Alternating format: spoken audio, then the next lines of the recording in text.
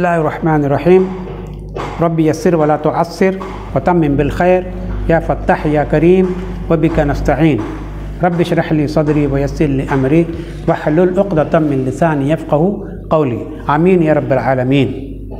तो आज हम पढ़े बाबू क़यामी शहर रमज़ान। बाबू क़यामी शहर रमज़ान, क़याम रमज़ान। क़याम रमज़ान तरावी कहा जाता है कि तरावी रमज़ान में जो तरावी पढ़ाए जाएंगे और उसमें जो रकातें पढ़े जाएंगी उसके बारे में है कि रमज़ान में तरावी कितनी है और कब पढ़ी जाएंगी, उसके बारे में साहिब क़ुदूरी मसले मसाइल क्या है उसके बयान कर रहे हैं। तो क़याम रमज़ान से मुराद यहाँ तहज्जुद नहीं बल्कि तरावी है। क़याम रमज़ान तहज्जुद को भी कहा जाता है, क़याम रमज़ान या क़याम लैल उसको कहा जाता है, यानी तहज्जुद को, उससे मुराद तहज्जुद होती है। लेकिन यहाँ क़याम शहर रमज़ान से मुराद तरावी है, न कि तहज्जुद। तो कहते हैं कि बाब के तरावी क्या है, ये मुस्तहब है। क्या कहते हैं? मुस्तहब है। मुस्लिम शरीफ में बाब तरग़ीब अन फ़ी क़याम रमज़ान व हुव तरावीह, बाब बांधा है इमाम मुस्लिम ने क़याम रमज़ान का और उससे मुराद लिया उन्होंने तरावीह को। क्या लिया मुराद में? तरावीह। और मुस्तहब यह है कि लोग रमज़ान के महीने में इशा के बाद जमा हों। व यस्तहिब्बु अन यज्तमिअ अन्नास फ़ी शहर रमज़ान, मुस्तहब के लोग जो है जमा हो जाए शहर रमज़ान में, माह रमज़ान में जमा हो जाए इशा के बाद और तुलुए फ़ज्र से पहले तक, इला तुलुल फ़ज्र, यानी इशा के बाद से लेकर तुलुए फ़ज्र तक इसका टाइम। तुलुए फ़ज्र फ़युसल्ली बिहिम इमामुहुम, तो पढ़ाए उनका इमाम खम्सा तरवीहातिन, 5 तरवीहात, इमाम उनको 5 तरवीहात पढ़ाए। तो हर मुस्तहब ये कि लोग रमज़ान के इशा के बाद जमा हो और इमाम उनको 5 तरवीहा पढ़ाए और हर तरवीहा में 2 सलाम हो। हर तरवीहा में क्या हो? 2 सलाम हो।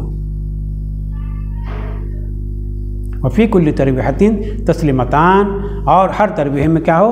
2 सलाम हो। वयजलिस बैन कुल्ली तरवीहतिन, और हर तरवीह के बाद बैठे। वयजलिस बैन कुल्ली तरवीहतैन, और हर 2 तरवीह के बाद बैठ जाए।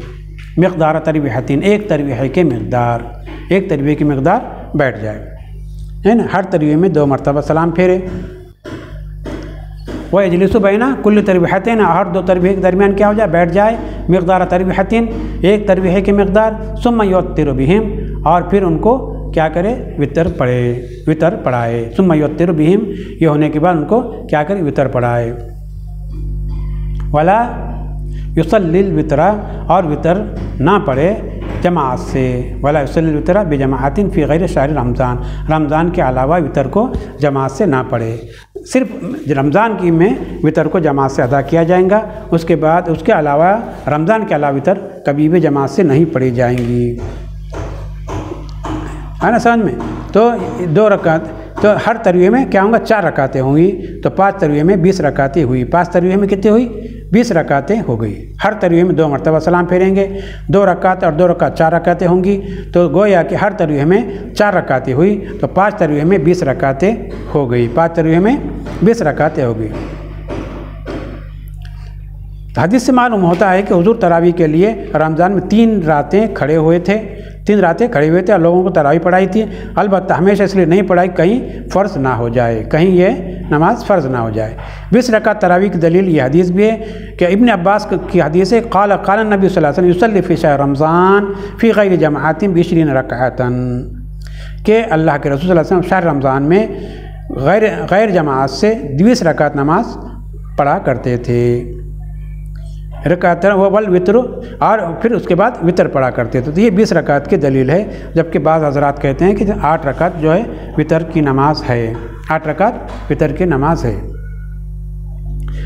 तो यहाँ तक कि हमारा वितर का बयान हुआ कि वितर जो है जमात से पढ़ी जाएंगी और सिर्फ भी रमज़ान में के महीने में पढ़ी जाएंगी। उसके अलावा वितर में जमात जो है रमज़ान के अलावा वितर की नमाज जमात से नहीं पढ़ी जाती, सिर्फ ये इसी में पढ़े जाएंगे। तो ये 20 रकात का भी सबूत है। अब बाद कहते हैं कि 8 रकात है और उनके पास भी हदीस है, लेकिन अक़वी और सही कौल जो है जमहूर कौल है कि 20 रकात है। 20 रकात में 8 रकातें भी आ जाती है, तो इसलिए 20 रकात नमाज़ें अहनाफ़ के पास मसनून है। वाखिर दावाना अल्हम्दुलिल्लाह रब्बिल आलमीन। अब इसके बाद हम सलातुल खौफ पढ़ेंगे। बाबू सलातुल खौफ, यानी सलातुल खौफ यानी अगर दुश्मन वगैरह का डर हो, दुश्मन का डर हो तो उस वक्त नमाज पढ़ी जा सकती है। दुश्मन के دشمن کے حملے سے حفاظت کے لیے اور اس کے دفاع کے لیے جو ہے اللہ تعالیٰ سے مدد مانگی جا سکتی ہے۔ تو اس کو صلاۃ خوف کہتے ہیں اور یہ مسنون ہے تو باب صلاۃ الخوف، یعنی اگر کسی کا دشمن کا ڈر ہے کہ بھئی دشمن کوئی حملہ کر دیں گا ہم پر، ہمارے اوپر کوئی جو ہے وہ سختی کریں گا، تو اس وقت دشمن کے سختی سے، اس کے عذاب سے اور اس کے ڈر سے جو ہے اگر اللہ تعالیٰ کی مدد طلب کی جا سکتی ہے، اس کو کہتے ہیں صلاۃ الخوف۔ اور نماز خوف کی صورت یہ کہ تمام آدمی ایک امام کے پیچھے نماز پڑھنا چاہتے ہوں تو امام 2 جماعتیں بنا دیں گا۔ جماعتیں کتنے بنا دیں گا؟ تو وہی کہہ رہے ہیں اذا اشتد الخوف، اور جب خوف زیادہ شدید ہو جائے، خوف جو ہے جب زیادہ شدید ہو جائے، یعنی نماز خوف کی صورت یہ کہ تمام آدمی ایک امام کے پیچھے جمع ہو جائے اور امام جو ہے اس کے 2 ٹکڑیاں بنا دے، ایک ٹکڑی جو ہے جماعت کے ساتھ امام کے پیچھے نماز پڑھے اور دوسری ٹکڑی جو ہے پہرا دے ان کو یا دشمن کا مقابلہ کرے، ہے نا، اور ہر ایک جماعت کو آدھی آدھی نماز پڑھائیں گے، لیکن اگر 2 امام ہوں تو ہر ایک جماعت الگ الگ امام کے پیچھے پوری نمازیں پڑھ سکتے ہیں، پھر آدھی آدھی نماز پڑھنے کی ضرورت نہیں۔ بعض ائمہ کہتے ہیں کہ جب تک حضور صلی اللہ علیہ وسلم حیات رہے تو ہر ایک آدمی اپنی آخری نماز آپ کے پیچھے پڑھنا چاہتا تھا، اس لیے آپ کی حیات میں نماز خوف تھی، لیکن اب اس زمانے میں آپ صلی اللہ علیہ وسلم کے بعد اب اس طرح نماز پڑھنا منسوخ ہے۔ اب 2 الگ الگ امام ہوں گے اور دونوں جماعتیں الگ الگ امام کے پیچھے نماز پڑھیں گی۔ اس کے استدلال اس آیت سے بھی ہے جو صلاۃ خوف کے بارے میں نازل ہوئی، وَإِذَا كُنْتَ فِيهِمْ فَأَقِمْ لَهُمُ الصَّلَاةَ فَلْتَقُمْ طَائِفَةٌ مِّنْهُمْ مَعَكَ وَلْيَأْخُذُوا أَسْلِحَتَهُمْ فَإِذَا سَجَدُوا۔ تو یہ پوری آیت ہے، اس آیت میں حضور کو خطاب ہے کہ آپ صلی اللہ علیہ وسلم اگر موجود ہو تو لوگوں کو نماز خوف پڑھائے، جس کا مطلب یہ نکل سکتا ہے کہ آپ کے بعد نماز خوف اس طرح نہیں پڑھی جا سکتی۔ جمہور فرماتے ہیں کہ حضرت ابو موسیٰ اشعری لوگوں کو نماز خوف پڑھائی، جس کا مطلب یہ کہ بعد میں بھی صلاۃ خوف جائز ہے۔ تو خیر یہ اوپر کی آیت اور یہ حدیث صلاۃ خوف کے جواز کی دلیل ہے نا۔ تو چلیے اذا اشتد الخوف جعل الامام الناس طائفتین، اور جب دشمن کا خوف زیادہ ہو جائے تو امام جو لوگوں کے 2 ٹکڑیاں بنا دے، طائفتٌ الی وجہ العدو، طائفتٌ الی وجہ العدو، ایک طائفہ ایک ٹکڑی جو ہے دشمن کے سامنے رہے، وطائفتٌ خلفہ، اور ایک ٹکڑی جو ہے ان کے پیچھے رہے، ایک ٹکڑی امام کے پیچھے رہے، خلفہ یعنی خلف الامام، ایک ٹکڑی جو ہے امام کے پیچھے نماز پڑھیں گے اور ایک جو دشمن کا مقابلہ کریں گے۔ فیصلی بہذه الطائفہ رکعۃ، بس یہ ایک گروہ جو ہے امام کے پیچھے جو رہیں گا وہ جو ہے اس گروہ کو اس ٹکڑی کو جو 1 رکعت نماز پڑھائیں گا، وہ سجدتین اور 2 سجدے، 1 رکعت جو 2 سجدے یعنی 1 رکوع اور 2 سجدے اس کی نماز ہوں گی ایک ٹکڑی کو۔ فَإِذَا رَفَعَ رَأْسَهُ، جب اٹھائے اپنا سر امام سجدے ثانیہ سے، پہلی رکعت کے سجدے ثانیہ سے جب امام اپنا سر اٹھائے، مضت هذه الطائفہ الی وجہ العدو، تو یہ طائفہ، یہ گروہ جو ہے اور یہ ٹکڑی جو ہے چلے جائیں گی دشمن کے سامنے، الی وجہ العدو، عدو کے سامنے، اور وجاءت تلک الطائفہ، اور دوسری ٹکڑی آئیں گی، فیصلی بہم الامام رکعتن وسجدتین، تو دوسری ٹکڑی کو امام جو ہے کیا کرے، 1 رکعت پڑھائیں گا یعنی ایک رکوع اور 2 سجدے، بہم الامام رکعتن وسجدتین، 1 رکعت پڑھائیں گے یعنی 1 رکوع اور 2 سجدے، دوسری ٹکڑی کو وہ تشہد وسلم، اور دوسری ٹکڑی کیا کریں گے، تشہد پڑھیں گا امام اور سلام پھیر دیں گا، ولم یسلموا، اور وہ لوگ سلام نہیں پھیریں گے، وہ جو ان کے پیچھے جو ٹکڑی تھی وہ لوگ سلام نہیں پھیریں گے، اور وہ ذهبوا الی وجہ العدو، اور یہ لوگ کیا کریں گے، پھر دشمن کے سامنے جا کر کھڑے ہو جائیں گے، وجاءت الطائفۃ الاولی، اور اس کے بعد پھر وہ جو ٹکڑی جو چلے گئی تھی، پہلی جو ٹکڑی تھی وہ ٹکڑی آئیں گی، فصلوا وحدانا، اور وہ ٹکڑی آ کر کیا کریں گے، اپنی اکیلی 1 رکعت نماز پڑھیں گی، رکعتن وسجدتین، یعنی 1 رکوع اور 2 سجدے جو رہ گئے تھے ان کی وہ کریں گی، بغیر قراءۃ و تشہد، بغیر قراءت اور بغیر تشہد کے، اس میں وہ قراءت بھی نہیں کریں گے اور اس میں تشہد بھی نہیں پڑھیں گے، ہے نا، صرف جو ہے رکوع سجدہ کریں گے، 2 سجدے کریں گے اور رکوع کریں گے، اس میں قراءت نہیں کریں گے اور تشہد بھی نہیں پڑھیں گے، قراءۃ و تشہد، وہ اسلموا، اور وہ لوگ سلام پھیریں گے، وہ مضوا الی وجہ العدو، اور پھر سلام پھیر کر وہ دشمن کی طرف چلے جائیں گے، وجاءت طائفتٌ، اور پھر دوسرا گروہ آئیں گا جو چلا گیا تھا، جو چلا گیا تو صلو رکعتن سجدتین، وہ لوگ جو ہے ایک رکوع اور 2 سجدے کریں گے، یعنی 1 رکعت پڑھیں گے، بقراءۃ و تشہدین، اپنی قرات اور تشہد کے ساتھ، اپنے قرات اور تشہد کے ساتھ، بقراءۃ و تشہد وسلموا، اور وہ لوگ سلام پھیر دیں گے۔ فإن کان مقیما، اور اگر کوئی مقیم ہے، صلی بالطائفۃ، جس نے اس طائفہ کے ساتھ، اس گروہ کے ساتھ نماز پڑھی، اس گروہ کے ساتھ نماز پڑھی صلاۃ الاولی رکعتین، تو وہ کیا کرے، ولا یقاتلون فی حال الصلاۃ، اور وہ قتل قتال نہیں کریں گے، کب؟ نماز کی حالت میں، ولا یقاتلون فی حال الصلاۃ، اور وہ مقاتلہ نہیں کریں نماز کی حالت میں۔ فإن فعلوا ذلك، اگر انہوں نے قتل قتال کیا اس وقت، بطلت صلاتهم، تو ان تمام کی نماز کیا ہو جائیں گی؟ باطل ہو جائیں گی، یعنی جس ٹکڑے نے کفار کے ساتھ قتل قتال کیا نماز کے درمیان، تو ان کی نماز کیا ہو جائیں گی؟ باطل ہو جائیں گی۔ شرط یہ ہے کہ وہ ٹکڑی، جو کوئی بھی ٹکڑی دونوں میں سے قتل قتال نہ کرے، صرف جائے اور دشمن کے سامنے صرف کھڑے رہے۔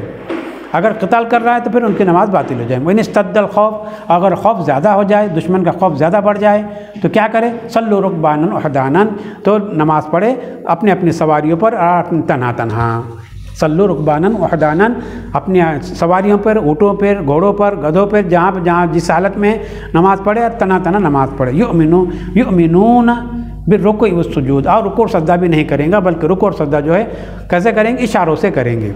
جنگ کی حالت میں جب دشمن کا زیادہ خوف ہو، تیریں برس رہی ہو، تلواریں چڑھ رہی ہو، تو کیا کریں؟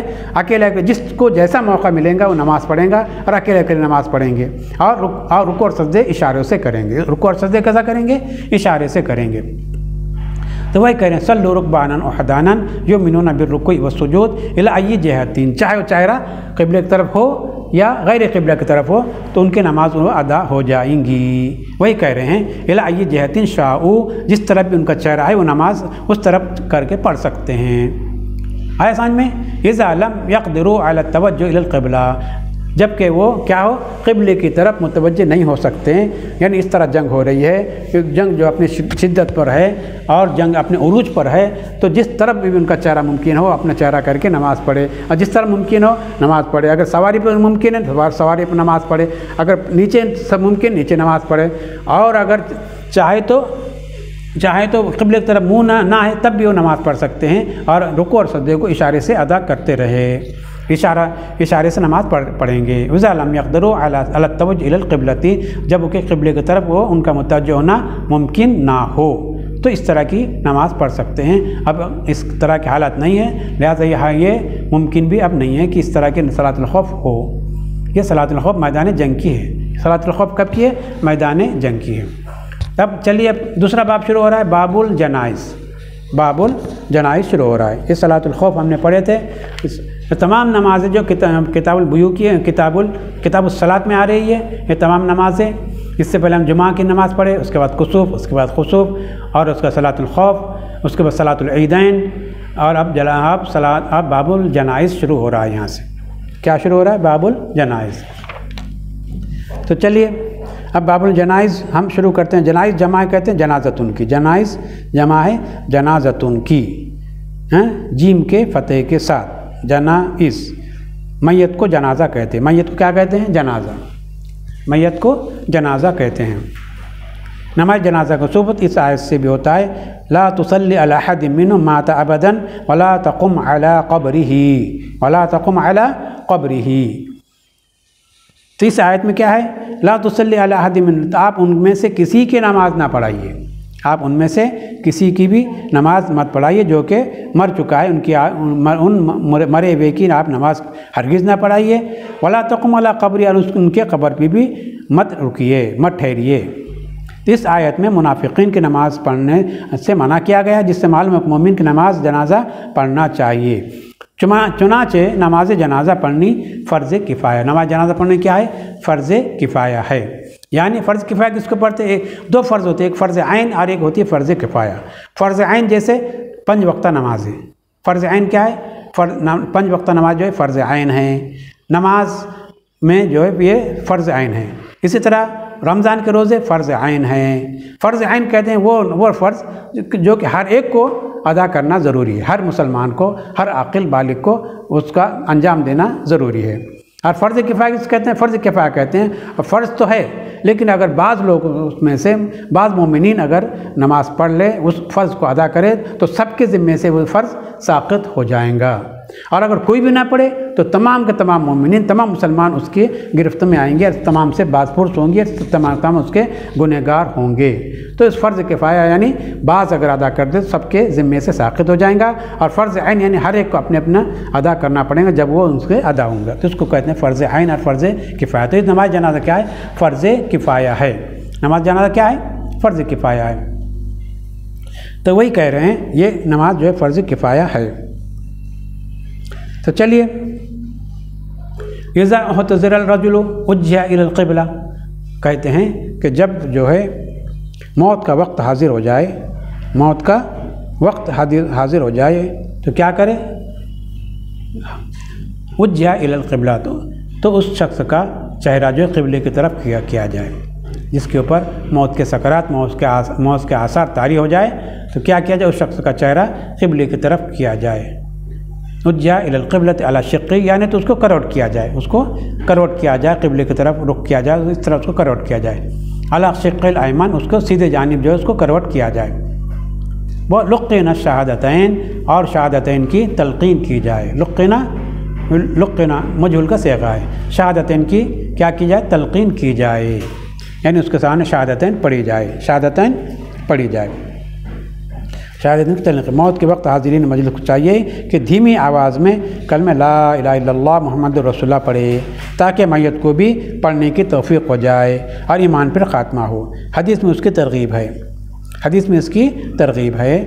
عن ابی ہریرہ قال قال رسول اللہ صلی اللہ علیہ وسلم موتاکم لا الہ الا اللہ، کہ اپنے مردوں کیا کرو؟ تلقین کیا کرو لا الہ الا اللہ کی، البتہ اس کو پڑھنے کے لیے نہیں کہنا چاہیے، کیونکہ انکار کر دیا تو کفر پر خاتمہ ہوگا، کفر پر خاتمہ ہوگا۔ وَإِذَا مَاتَ، تو کیا صرف اس کے سامنے پڑھی جائے، اگر اس کو کچھ ہوش و حواس رہے تو وہ شاید کہ وہ آپ کا شہادت سن کر کیا کرے، وہ بھی اس کو پڑھ لے، لیکن اس کو زبردستی یہ پڑھو پڑھو بول کے اس کے پیچھے نہ پڑا جائے، تاکہ وہ ایسا نہ ہو جائے اپنی موت کی شدت میں انکار کر دے تو اس کا خاتمہ جو کس پر ہوگا؟ کفر پر ہوگا۔ تو خیر، تو کیا کیا جائے؟ صرف تلقین کی جائے شہادتین کی۔ وَإِذَا مَاتَ، اور جب وہ انتقال ہو جائے، مر جائے تو شدو، کیا باندھ دے، شد یشد یعنی باندھنا، لحیتہ، اس کی داڑھی کو باندھا جائے۔ وغمضوا عینیہ، غمض یغمض تغمیض، غمض یغمض تغمیض باب تفعیل، اور اس کے دونوں آنکھوں کو کیا کر لیا جائے؟ باندھ دیا جائے، بند کر دیا جائے۔ غمضوا عینیہ، عینین ہی تھا، تثنیہ تھا، اضافت کی وجہ سے تثنیہ کی نین گر گئی، عینیہ، اس کے دونوں آنکھوں کیا کر دیا جائے؟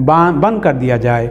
فیضا ارادو، بس جب ارادہ کرے اس کے غسل کا، اس کو نہلانے کا، وضعوہ علی سریر، تو اس کو جو ہے کیا کرے؟ ایک تخت پہ رکھا جائے، وضعوہ علی سریر، اس کو ایک تخت پہ رکھا جائے، وجعلوا علی عورتہ، اور اس کے سطر پہ ایک کپڑا رکھا جائے، اس کے سطر پہ کیا کیا جائے؟ ایک کپڑا ڈھانپا جائے، اس کے سطر پہ ایک کپڑا ڈھانپا جائے۔